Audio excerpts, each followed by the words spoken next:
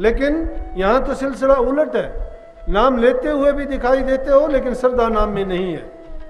गुरुओं के पीछे भागते जरूर हो लेकिन गुरुओं पे विश्वास नहीं है। गुरुओं के सत्संगों को सुनते हुए नजर आते हो लेकिन अपनाते नहीं हो। जब तक ये तीनों चीजें नहीं होती तुम्हारा जीवन क्रियात्मक नहीं हो सकता। अपने जीवन को क्रियात्मक बनाने के लिए गुरु के दर्शन करो, वचन को सुनो, सुन के गुणों गुण के सार निकालो, सार निकाल के उसका आहार करो, अपने हृदय में ऐसा पुष्ट करो, ऐसा जमाओ कि जिनको करते करते करते करते तुम्हारा जीवन शब्द रूप हो जाए। दुनिया में रहते हुए दुनिया के ना रहो, नजारों को देखते हुए अंदर का खेल देखते रहो। तन शरीर में रहे, रूह आपकी अपने मंजिल पे रहे, अपने ठिकाने पर जुड़ी रहे। वो इस दुनियादारी में नहीं है, लेकिन इस दुनिया के खेल में, मेले में, तमाशे में जो जीव भटके, जो इंद्रिय खुराक इंद्रिय दुनिया में जीना चाहते हैं, शरीर के सुखों का भोग चाहते हैं, उनके लिए वो मंजिल बहुत कठिन हो जाती है। उस मंजिल को पाने के लिए नाता गुरु से दृढ़ करना पड़ेगा। गुरु को बाहरी रूप से तुम इतना अपना के छोड़ो कि या तो गुरु रहे या तुम रहे, और उसको करते करते एक ही चीज रह जाए, ना तुम रहो ना गुरु रहे। वो शब्द है, ये शब्द नहीं है। लोगों ने समझने में फर्क छोड़ा, वो शब्द बाहर नहीं है। फिर वो अंतर का देखा हुआ तुम्हारा बाहर होगा, फिर अंदर बाहर एक हो जाएगा। जहां कहीं भी होगा वहीं उसका प्रगट है, वो प्रगट है। वो बहुत झीनी चीज है। पर्दा भी उसके बीच में इतना झीना है कि झीने से झीना, लेकिन वही पर्दा नहीं हटता।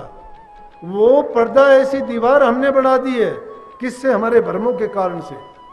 सच्चाई के मार्ग को त्यागने के बाद वो भ्रम की दीवार पक्की बनी है, लेकिन वो भ्रम की काई जब इस जीव की हट जाती है तो वो स्पष्ट रूप से इसको दिखाई देना शुरू हो जाता है, और जिससे जीव का कल्याण, मैं कहता हूं, पल में हो जाता है।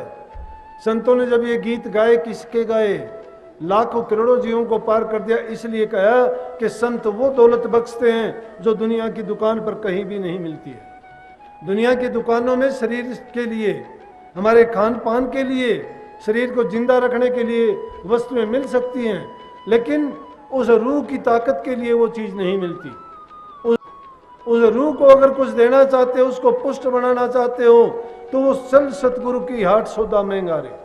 सतगुरु की हाट पे जाओगे, वहां वो सौदा मिलेगा, लेकिन मिलेगा किसके? सिर के बदले। लेकिन ये सिर आपको सतगुरु को देना नहीं आता, ये काल को सौंपते आए हो। वो आदत बनी हुई है, काल के गुलाम, काल के देश में माया के चक्कर में पड़ के बार बार ये शीश देते रहे। 84 लाख के मुसाफिर बने हैं हम, बार बार कटवाए सिर माटी का, तोमड़ा साचा करके जान, एक शीश तुमने ना दिया।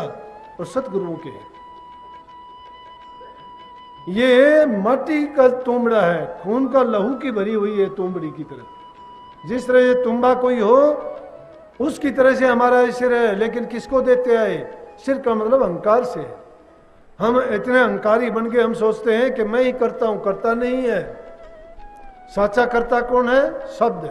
और शब्द कौन है? जिसने सब कुछ रचा है। तो आप कहोगे कि सब कुछ रचने वाला हमारा कैसे हो सकता है? अरे वो चीज हर जगह प्रकट है। जिसको, जिसका जहूर जहां देखना चाहोगे यहां भी है, वो यहां भी देख रहे हो, अंदर में भी है, बोलता भी वही है, सुनता भी वही है, करता भी वही है। तो अगर आप कहोगे सब कुछ वही करता है तो पाप भी वो करता है, नहीं। ये वो निर्बल और दुर्बल आदमी सहारा ढूंढ के पाप करने के लिए एक ओट लेते हैं, एक सहारा पकड़ते हैं झूठा, और वो कहते हैं कि जब वो सब कुछ वो करता है तो ये भी करता है। नहीं, इंसान को जो कर्म करने की आजादी दी है उसका दुरुपयोग है ये जीव उसका दुरुपयोग करके कहता है। वो तो करता किसी को कहता नहीं है तू बुरा कर, तू भला कर।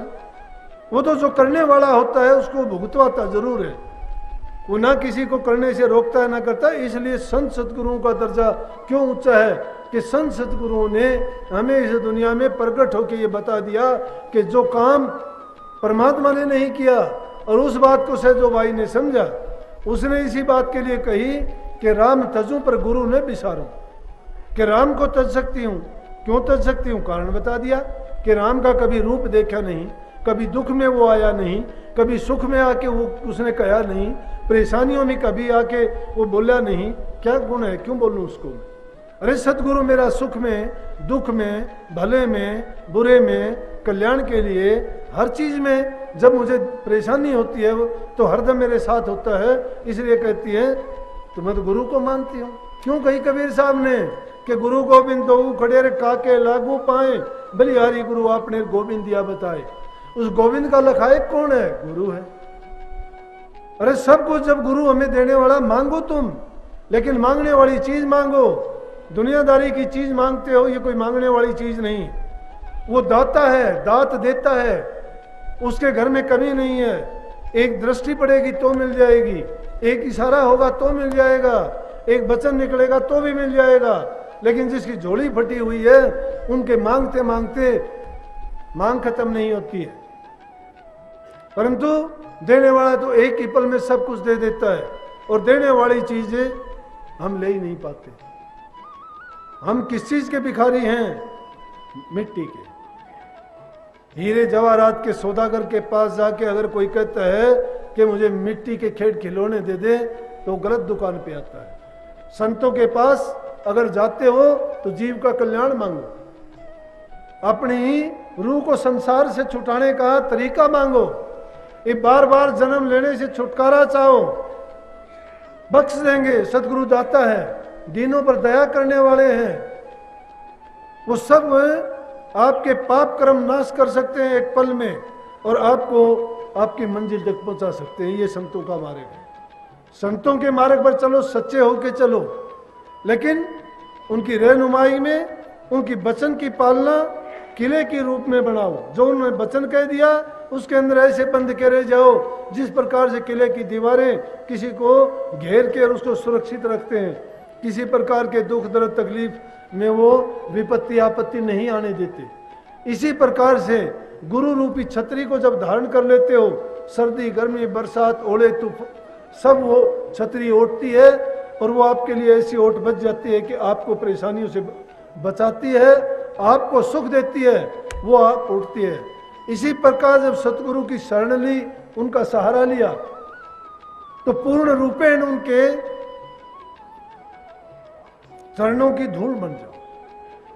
अपने आप को उनके समर्पित करो, मन से, कर्म से और वचन से। मन, वचन और कर्म से, तीनों प्रकार से, शारीरिक रूप से भी, कि गुरु जो कहता है उसी काम को सेवा करो, तन से सेवा करो। मन से हरि सिमरन के सिवाय दूसरा काम नहीं, दूसरा ख्यालात न आने दो। दुनियादारी के काम है, चलते रहेंगे, होते रहेंगे, लेकिन उनमें भी गुरु के वचन की शिक्षा, आज्ञा और उनका दिया हुआ उपदेश कदम कदम पर हमारा सहायक बनकर मार्गदर्शन करता है। उसी अनुसार अगर हम संसार के कामों को भी करते चले जाएंगे, हमारी कभी हार नहीं होगी, कभी किसी प्रकार की परेशानी नहीं होगी। अगर जीव करता है, भूल जाता है, अज्ञानी है, अहंकार में आ जाता है, दुनियादारी के संग करके इसकी बुद्धि पर पर्दा पड़ जाता है, हो जाता है। मैं तो मेरी बताता हूं, कदम कदम पर गलती करता हूं, गुनहगार हूं, अपने आप को मानता हूं, सतगुरु के अर्पण करके कहता हूं, बार बार कहता हूं कि ओ गुनगारा गुनहगार हूं, लेकिन माफ करते हैं, कदम कदम पर करते हैं। लेकिन वो गलतियां करके गुनहगार बन के अगर गुनाह को तुम नहीं मानते हो, फिर ज्यादा गुनहगार हो जाते हो। अपनी गलतियों को बख्शवाने के लिए हमेशा अपने सतगुरु से विनती किया करो कि इस दुनिया माया के दुनिया में, इस काल के देश में, इस अज्ञान के भ्रम में, इस तूफान में, इस सागर में आके बड़ी बड़ी लहरें और तूफानों में घिरा हुआ हूं। सतगुरु मैं अज्ञानी हूं, गलती करता हूं, और गुनहगार को माफ करके मुझे हर प्रकार से अपने देश ले जाने का प्रबंध करो। मैं कहता हूं सतगुरु दयाल है, एक पल में ऐसा प्रबंध करेंगे कि आपके गुनाह भी बख्शेंगे और आपका मार्गदर्शन भी करेंगे और आपके मंजिल पर भी पहुंचा देंगे। सतगुरु आप सबको शांति दे, समृद्धि दे, खुशहाली दे। लेकिन प्रेमियों, एक बात मेरी मानो, सब चीज भूला करो, नाम को ना भूलो। नाम को ना भूलो, नाम तुम्हारे काम आएगा, यही अंत सहाय है। और दुनियादारी की चीज या तो छोड़ के चले जाओगे, नहीं तो वो चीजें तुम्हें छोड़ देंगी। लेकिन सतगुरु और नाम आपको कभी नहीं भूलेंगे, कभी नहीं छोड़ेंगे। मन से मान अभिमान त्याग के, दीन अधीन बन के, अपने आप को गलतियों से घिरा हुआ मान के और सतगुरु के चरणों में अपने आप को अर्पित करके बार बार अपनी भूल बख्शवाया करो, बख्शे जाओगे और सतगुरु आपको अपने देश में पहुंचाने का इंतजाम करेंगे। मालिक आपको सबकी सहायता करे, खुशहाली दे, नाम में, सत्संग में आपकी रुचि बढ़ाए, संगत से आपका प्यार जोड़े, आपका जीवन बागो बाग और खुशहाली से और खुशियों से भरा रहे। सबको आशीर्वाद। राधा।